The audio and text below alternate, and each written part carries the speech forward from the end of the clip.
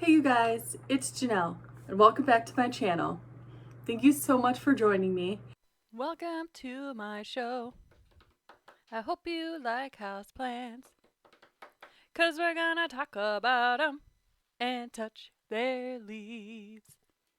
I hope you really liked my wish list video, and after I made it, I was like, I should do another video like that, especially since I can't really buy plants right now because the renovation is really doing some damage to the old pocketbook, if you know what I mean. So kind of on a forced no buy. I don't know when I'll be able to buy plants again, but anyways, so instead of doing a wish list, I'm going to do the opposite of that, which I don't know, a death list. Let's get into it. The very first plant that I won't be buying again, and I say again, in the near future, if ever, is a maidenhair fern. I bought a big, beautiful maidenhair fern from Stein's. It's gorgeous, like, I mean, big, beautiful. And I noticed one day that it looked like it needed some water, and then I got busy and I forgot, and literally the next day, every single leaf was brown. The whole plant was just deflated. Like someone popped it like it was a freaking balloon.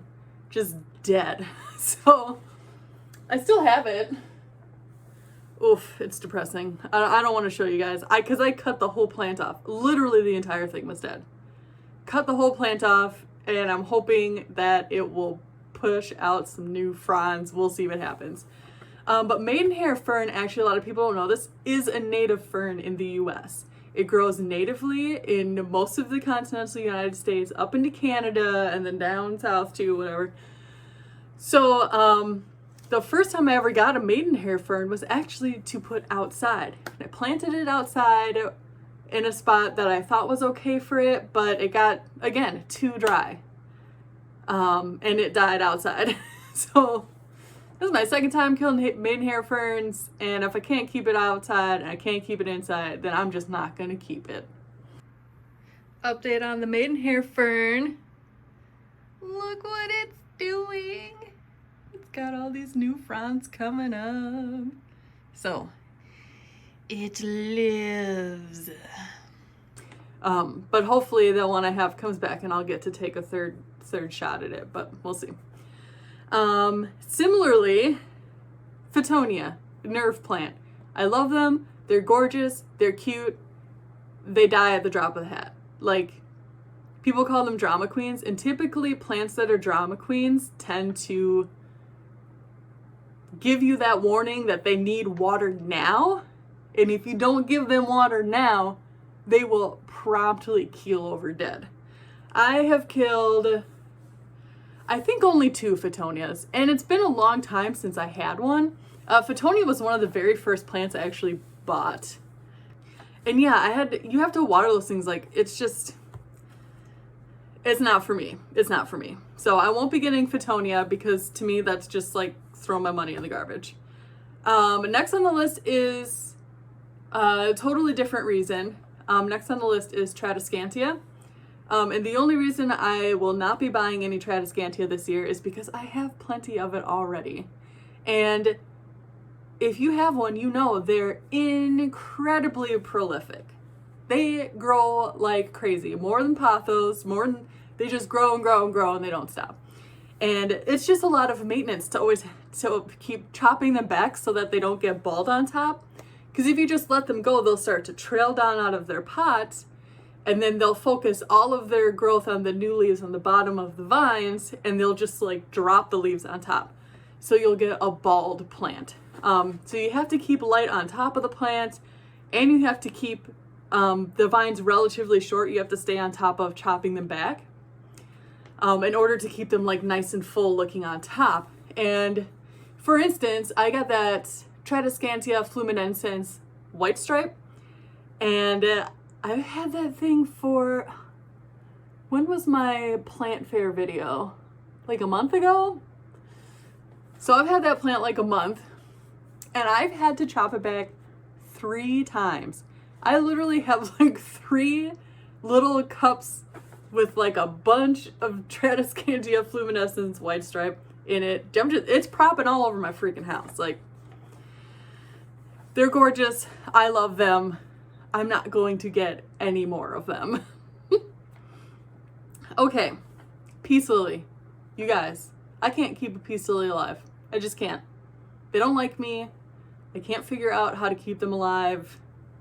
Again, they're one of those plants that's like too dramatic, and if you don't notice that they're being dramatic and you miss the opportunity to water, bye-bye. Every time I've had one, even when I kept it alive, it never really looked nice. I always had brown edges and brown tips. And I also don't like how the white flowers drop their pollen onto the leaves. It makes you think that you have bugs on your leaves all the time, and it's just pollen. Anyways, not my jam. I have seen peace lilies that other people have that are flippin' gorgeous. And whenever I see one that's beautiful and big and awesome, I'm like, oh yeah, I would love a peace lily. And then I'm like, oh yeah, no. And mostly I really want one because my favorite movie is Hot Fuzz. And Sergeant Nicholas Angel keeps a Japanese peace lily. And it's like a whole thing in the movie. Anyways, I would love a peace lily. Can't keep them alive. What are you up to tonight? I have to water my peace lily. Next few are ones that I'm just like, they don't ring my bell. Dracaena, blanket statement, Dracaena. Don't care for them. They don't ring my bell. I don't like them. I don't know why. They're not for me. I know that they're pretty easy to take care of. I've seen ones that look, pretty. And if you love Dracaena, more power to you. I think they're great plants. They're just not for me. Similarly, Croton. My husband has a Croton. It's his one and only plant. I told him to look at them because I thought that he would, of all the plants, think that it was really cool, and I was right. He does think it's very cool. That's definitely, Croton are very much his color palette, like the reds, yellows, orange, bright, popping primary colors. And that's the opposite. I'm like a cool colors, pastels, pinks and blues and greens and purples and things. So Croton is just not my color palette. I just don't appreciate those kinds of like bright, vibrant colors. But he does, and he's got a Croton, and it's like mostly alive. I mean, he doesn't know anything. I've been the one watering it. Like, let's be honest. He hasn't looked at it recently. Anyway, so Croton is not really my jam, but that's fine. If you like Crotons, again, more power to you. Get a world full of Crotons. Next is the Philodendron Prince of Orange. Same reason. Don't really like the color orange. Doesn't ring my bell. Not a fan. That's it. I love philodendrons, just not that one. I definitely will not be buying a spider plant, and the reason is no one should spend money on a spider plant. I'm sorry. I guarantee you know somebody, a family member, a friend, your best friend's mom, you know somebody with a spider plant. And spider plants pop out babies like nobody's business. And the babies will literally just start growing in the air. They'll just like get roots and start growing in the air. So, if someone has a spider plant, they're constantly removing the babies and then either throwing them away or trying to find someone to give them away to. So don't buy a spider plant, get one for free. Okay, that's where I got my spider plants. Just get them for free. Next is Desert Rose. I got a Desert Rose once before. Actually, I think I've had it twice, because one I bought as a bonsai before I really understood what bonsai was. And then another one I got, a bigger one. And I never got them to flower, first of all. And second of all, they put out new leaves on the top and then they immediately drop their lower leaves, which that's fine. But to me, it just always looks like the plant is dying. You know what I mean? It never looks like it's healthy. It's not the kind of plant that has a lot of foliage on it at any given point. It has very sparse foliage. A lot of people who have them and like them are more into them for their stems. They have really cool, interesting, like woody-like stems, but they're not actually woody. They look, as a plant, pretty dang cool. I just wish they had more leaves on them is all. So I won't be getting one of those again. Next, this might be a hot take, and I might make some of you mad. So I want to remind you that some of these on this list are just plants that I personally do not like. And it's nothing against the plant. It's nothing against you if you like it and it's like your favorite plant.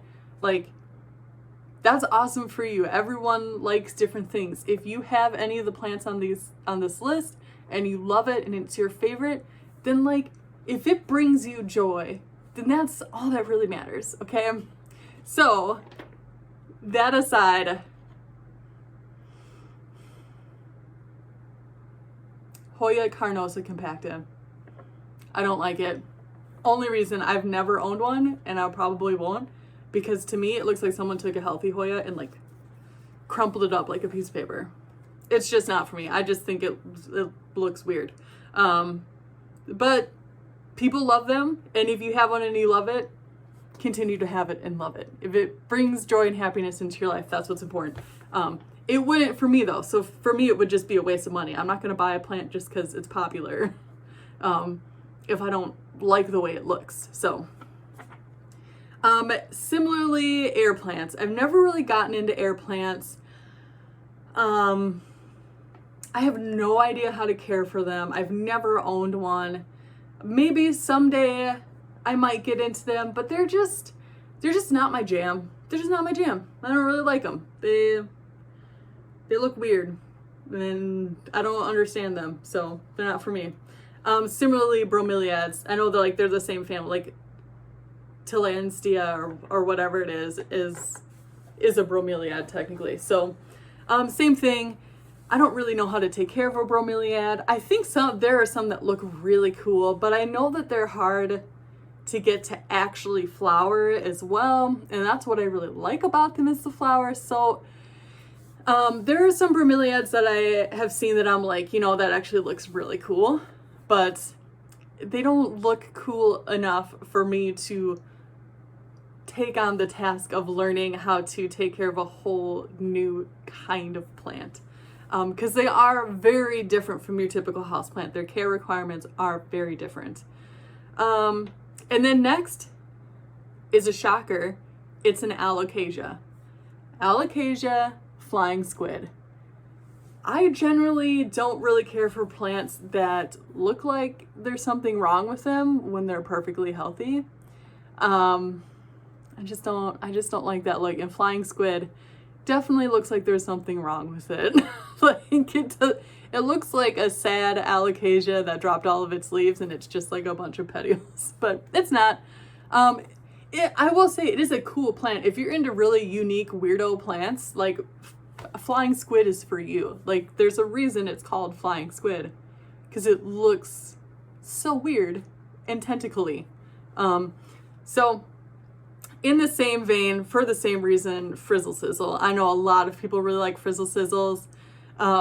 They are super weird, quirky, unique plants. I'll give them that. There's nothing else like a Frizzle Sizzle. It's not my jam. Maybe someday I'll get one. I think they're kind of cool. It's just not like something that I am gonna go out and try to find. Don't really care about Frizzle Sizzles.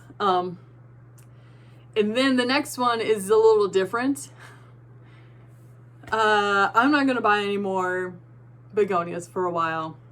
I love begonias. There's so many that are absolutely gorgeous, but they apparently don't like me very much. My escargot is doing pretty well. It's getting some crispies around some of the leaves, but it hasn't put out any new leaves, but it's doing well. It's alive. It seems happy. I like it. It's very cute. Same with this one. What was this one? It's a Begonia Rex Toyoma BG. I don't know. This is really pretty. Again, the edges of the leaves are getting a little crispy. And it hasn't put out any new growth. It's had these 2 leaves as long as I've had it. When I first opened it, it looked like it was putting out a new leaf, but then I guess it got shocked and it hasn't put anything out since. And then my other 2 that I got from Steve's Leaves that are really gorgeous. They're in the other room because I'm trying to save them, but they are rapidly going downhill. And that's the Blueberry Sorbet and the Fremantle. I think those are maybe terrarium species, and I don't know, I'm either not getting the humidity right, I'm not getting their watering cycle right, like maybe they're overwatered, I have no idea. Or I'm not getting their light right. There's so many variables, and I'm not really sure what's going on with those, but I know some begonias really need high humidity, and I don't have like a terrarium setup or anything, so those 2 specifically are not doing well. Like, they both only have 1 leaf on them. It's bad. I feel very sad about it. So I'm gonna take it easy on begonias for a while. I'm gonna see how the begonias I have are doing, if I can get them to turn around. But as far as like new plants that I've tried out that are just like hardcore struggle busting, begonias, they're having a hard time. Some of the string of plants, I feel like string of plants have come in, they've had their moment, and now they're sort of, a lot of people have them, and so they're not as sought after anymore. And you get kind of swept up in the trend and you want like every single string of plants. But I have a string of hearts, I have a variegated string of hearts, string of pearls, string of frogs, string of turtles, and those are the ones I want. I know I just listed a lot of them, but there are ones like the long leaved ones, like the linear, is it what it's called? No, I think that's the Hoya.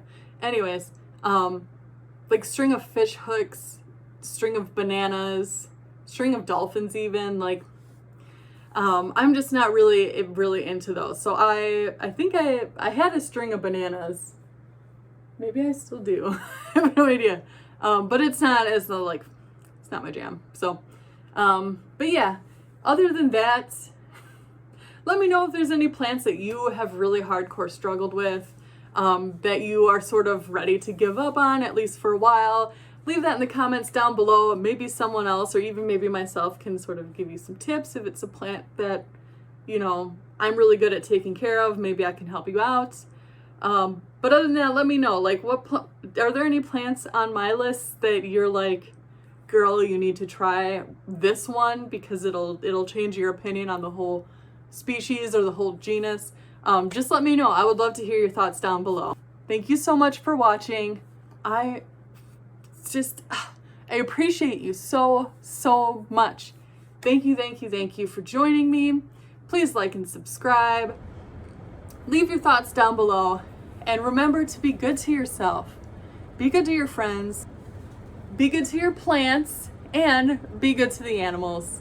Bye! Thank you for tuning in. I hope you liked my plans. Go and have yourself a real nice day, and I'll see you next time.